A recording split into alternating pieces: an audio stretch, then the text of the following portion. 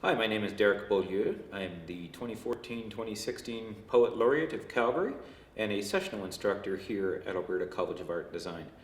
I teach mostly creative writing and literature courses, and I try to focus classes on what will push students to find their own limitations, their own edges of their map, and then push them off the edge.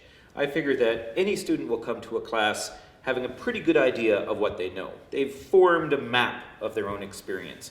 And I try to suggest that what they need to do is find right up to the edge of that map, right up to the edge of that coastline.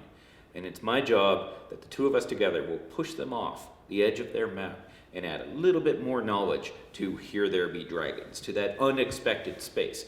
And I think that that's where the real productivity happens.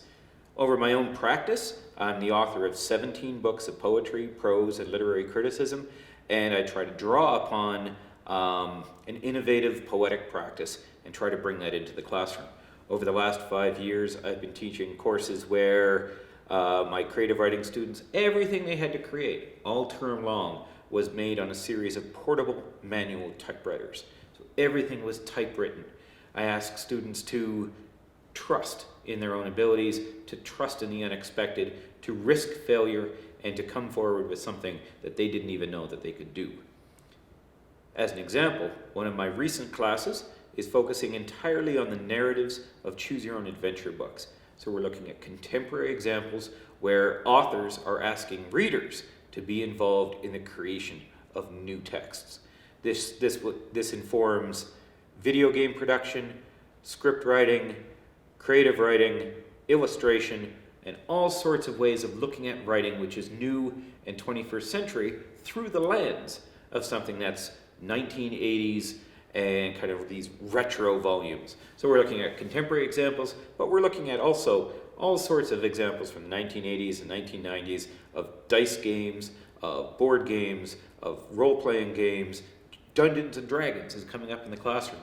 All ways of trying to find new ways of telling stories. I believe that ACAD is actually an exemplary space for learning because students here are expected to challenge themselves, to bring something new to the board game, something new to their experience, and are forced to collaborate, to challenge themselves, and to see writing and to see text as something that is now, that is something that is being produced today by their colleagues, by their peers, and by the people down the street.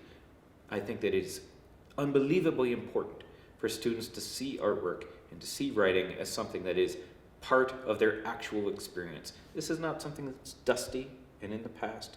This is something that's happening today by them.